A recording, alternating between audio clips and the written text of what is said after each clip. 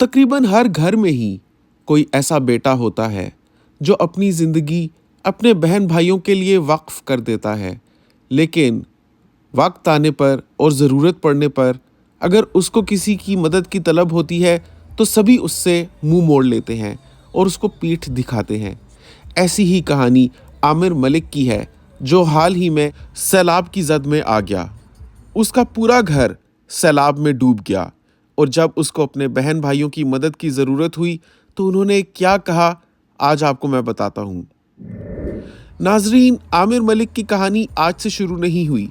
इसकी कहानी आज से 20 साल पहले शुरू होती है, जब ये 8वीं जमात में पढ़ता था और इसके वालिद का इंतकाल हो गया था। अपनी माँ, 2 भाइयों और एक बहन के साथ आमिर एक 3 मरले के किराए के पोर्शन में रहता था। बाप सरकारी मुलाजिम था, कोई ज़्यादा आमदनी थी नहीं और माँ घर में रहती थी। बाप के साए से महरूम इन बच्चों के लिए कोई भी ठोस ज़रिया आमदन ना बचा था। आमिर उस वक्त 8वीं जमात में था और उसकी उम्र 14 बरस थी। बाकी दोनों भाई और बहन उससे छोटे थे। बाप के मरने के बाद चचा और मामूओं ने मिलकर बाप के कफन दफन और तदफीन का इंतज़ाम कर दिया। 2-3 दिन तक सब घर में खाना भी पहुंचाते रहे। आहिस्ता आहिस्ता मेहमानों का रश कम होने लगा।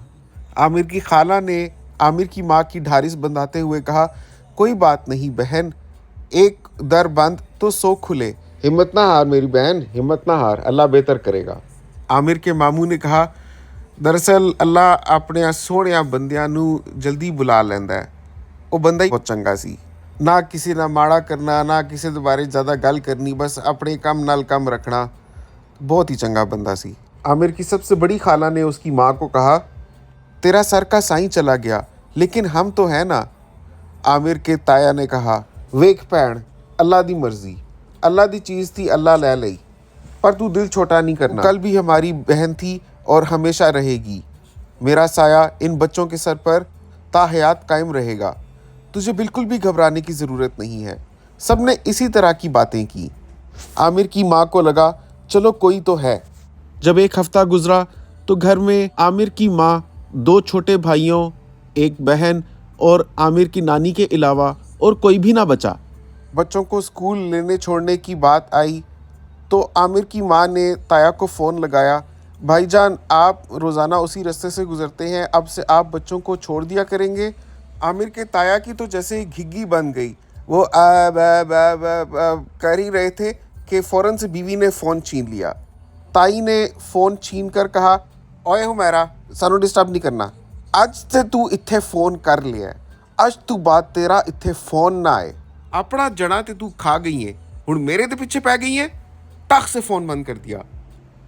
तब उनको समझ आया, अब ज़िंदगी की बागडोर अकेले ही संभालनी होगी।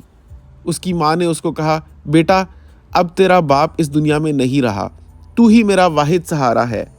तुझे ही अपने दोनों छोटे भाइयों और बहन की कफ़ालत की ज़िम्मेदारी लेनी है। अगर तो तूने अपनी ये ज़िम्मेदारी बखूबी सरअंजाम दे दी तो इंशाअल्लाह तू कामयाब हो जाएगा, लेकिन अगर तूने रूगर्दानी की तो मैं तुझे दूध नहीं बख्शूंगी। 14 साल के आमिर ने अपनी माँ से कहा, लेकिन मेरी पढ़ाई का क्या बनेगा? तो उसकी माँ ने कहा, बेटा पढ़ाई जारी नहीं रह सकती। अगर तू भी पढ़ेगा और बाकी सब भी पढ़ रहे होंगे तो घर का निज़ाम कैसे चलेगा? आखिर लोग क्यों रो रो के रब से दुआएं मांग कर बेटे हासिल करते हैं? अब वक्त आ गया है कि तू अपने बेटा होने का हक अदा कर। मैं तो सिलाई कढ़ाई करके सिर्फ खाने पीने और पहनने ओढ़ने के पैसे कमा सकती हूँ। बेटा तुझे काम करना ही होगा, क्योंकि हमारे पास और कोई भी सहारा नहीं है। मरता क्या ना करता, आमिर को पढ़ाई छोड़नी पड़ी और आमिर ने एक करीब की दुकान के साथ सेल्समैन के तौर पर काम करना पड़ा। आमिर की तनख्वाह 25,000 रुपये लगी। इसके अलावा जो सामान बेचता उसमें से उसको कमीशन भी मिलता। 14 साल की छोटी सी उम्र में आमिर को काम पर लगना पड़ा। आमिर ने दिन रात मेहनत लगाकर काम किया, काम को भी सीख गया और बहुत ज़्यादा चीज़ें बिकवाता था, जिसकी वजह से उसको कमीशन भी चोखा मिलता था। महीने की कुल कमाई तकरीबन 56 سے 60 ہزار تک ہو جاتی تھی، جس سے سب بہن بھائیوں کی فیسیں ادا ہو جاتی تھیں اور گھر کا بل ادا ہو جاتا تھا اور کرایہ بھی نکل جاتا تھا۔ 5 سال بعد جب چھوٹے بہن بھائی کوئی ایف ایس سی تو کوئی بیچلرز میں چلے گئے تو عامر کی نانی کا انتقال ہو گیا۔ عامر کی ماں نے جب بھائیوں سے اپنا حصہ مانگا تو ماموں نے کہا، تو پیڑ نہیں تو ڈین ہے، تو حصہ لین آ رہی ہے؟ کیڑا حصہ؟ جو انہوں نے جائیداد سی، جڑا کم کاج سی، میں دن رات محنت کر کے انہوں ترقی دیتی ہے، اے سارا کچھ میرا ہے ہن، حصہ کہدا؟ جڑی اسی شفقت دیتی تیرے بچیاں نو اج تک، جڑا اسی کھانا پہنچایا، حصہ منگدے ہو تینوں حیا نہیں آیا؟ اے تو کس طرح دی پیڑ ہے جے تو پیسے منگنی ہے پئی؟ لگتا ہے تیرا خون سفید ہو گیا ہے، تو بھول گئی ہے رشتیاں نو، تینوں پہچان ہی نہیں پرا ہوندا کی شے وے، کس منہ نال تو حصہ منگدی پئی ہے؟ ہر ہفتے 2 واری میں سالن پہنچانا تینوں پوچھنا ہاری بیماری چ تیرا خیال رکھنا، تینوں دوائیاں دینیاں، حصہ چاہیے یا پرا چاہیے؟ اج فیصلہ کر لے۔ عامر کی ماں نے کہا، کوئی گل نہیں پراوا، لے لو تسی لے لو۔ عامر کے ماموں نے کہا، چپ چاپ انگوٹھا لا دے، سین کر چھوڑ، تینوں نہیں چاہیے۔ اور یوں ان لوگوں کو کوئی حصہ نہیں ملا۔ اسی طرح سال گزرتے گئے اور چھوٹے بہن بھائی بڑے ہو گئے۔ کرتے کرتے عامر نے اپنا پراپرٹی ڈیلری کا کام سٹارٹ کر دیا اور اس نے گھر بنانے شروع کر دیے۔ اس کام میں بھی اس کو کافی ترقی ملی اور وہ گھر بنانا سیکھ گیا۔ گھروں کے ٹھیکے لیتا تھا، اپنے ساتھ اس نے مستری مزدوروں کا ایک چھوٹی سی ٹیم رکھی ہوئی تھی اور وہ لوگ گھر بنا بنا کر منافع پر بیچتے تھے۔ خیر وقت اسی طرح گزرتا گیا اور عامر ایک کامیاب ٹھیکیدار بن گیا۔ اس نے ایک سوسائٹی میں اپنا گھر بھی بنا لیا اور شادی کر لی۔ اللہ کے فضل سے دونوں بہنوں کی شادیاں بھی وقت پر ہو گئیں، وہ اپنے اپنے گھروں کو چلی گئیں۔ عامر نے محنت کر کے اپنے چھوٹے بھائیوں کو اتنا اچھا پڑھایا کہ ایک بھائی آسٹریلیا چلا گیا اور ماسٹرز کے بعد اس نے وہیں جاب شروع کر دی، اور دوسرا تو اسکالرشپ لے کر امریکہ چلا گیا۔ امریکہ جا کر اس نے ماسٹرز کیا، پھر پی ایچ ڈی کی اور پھر ایک بہت اچھی یونیورسٹی کے ساتھ پروفیسر لگ گیا۔ اب چاروں بہن بھائی اپنے اپنے گھروں میں سیٹ تھے اور آج کا وقت آ گیا۔ عامر اپنے ڈبل سٹوری گھر میں اپنی ماں، بیوی اور ایک بیٹے کے ساتھ رہتا تھا۔ جب سیلاب آیا تو ان لوگوں نے اپنا سامان اوپر والے پورشن میں شفٹ کر دیا۔ سوچا اتنا پانی تو کہاں ہی آ سکتا ہے کہ پہلے نیچے والا پورا پورشن بھر جائے اور پھر اوپر والا پورشن بھی بھر جائے گا۔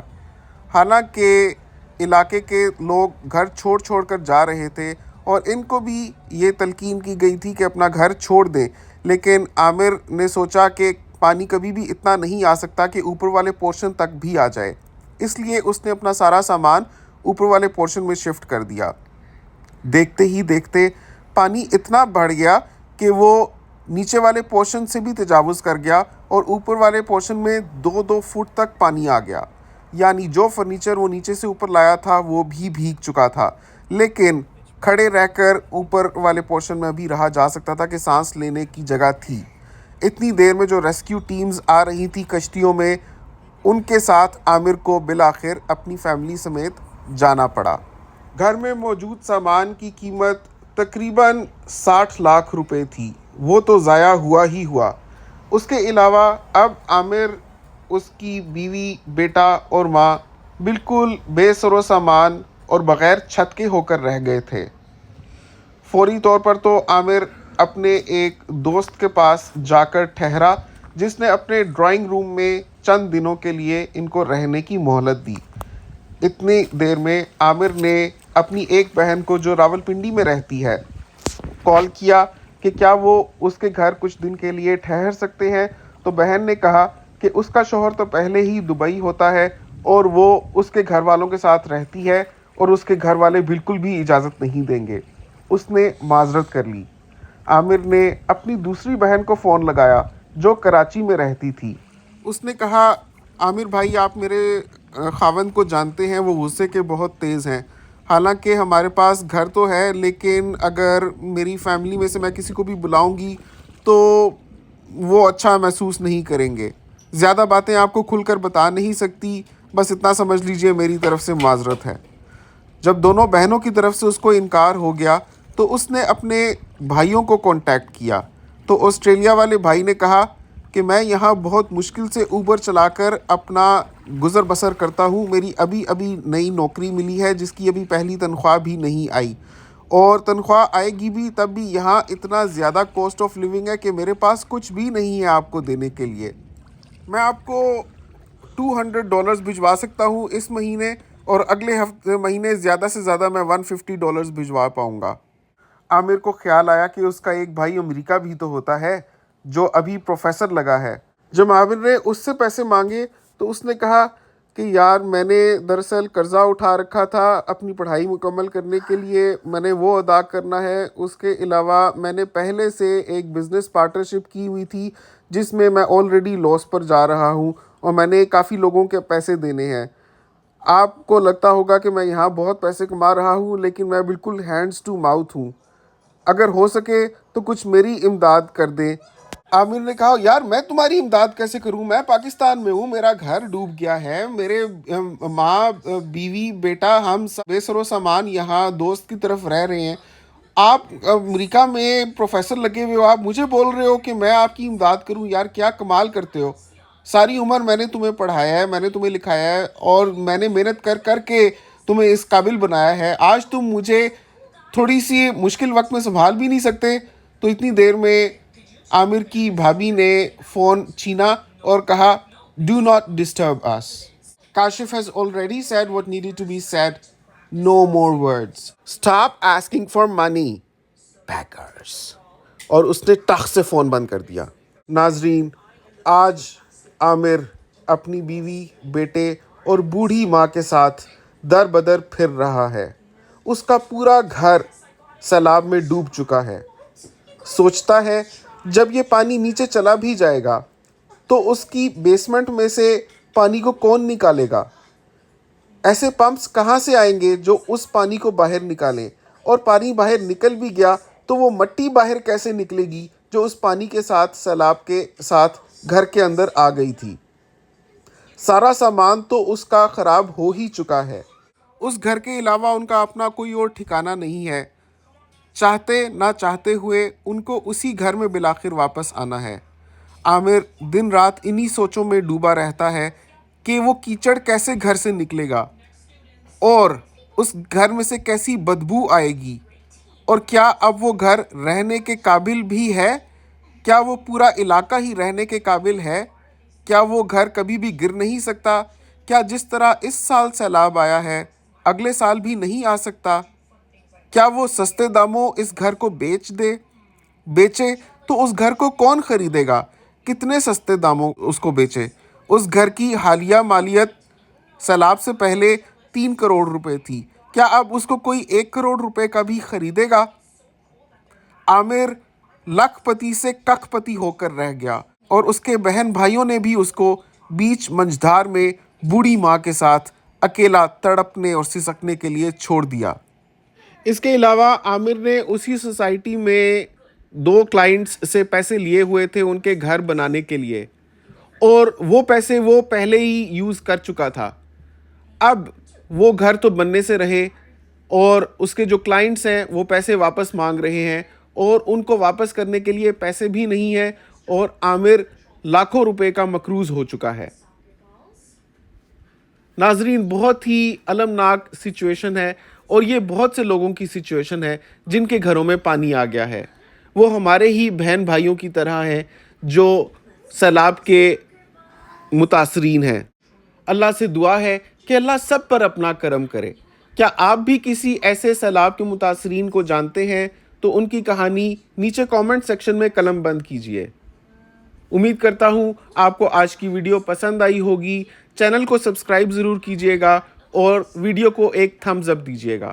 آپ سے ملاقات ہوگی انشاءاللہ اگلی ویڈیو میں، دعاؤں میں یاد رکھیے گا۔ نیکسٹ ٹائم تک کے لیے اللہ حافظ۔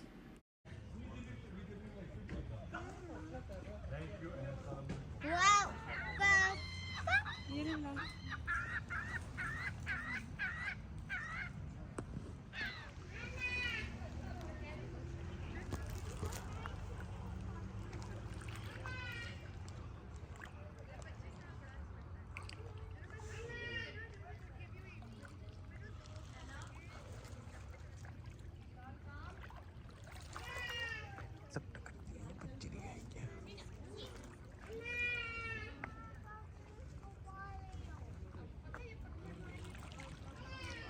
ہاں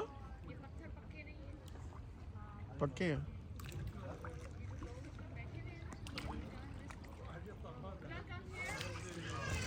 وہ سی این ٹاور ہے نا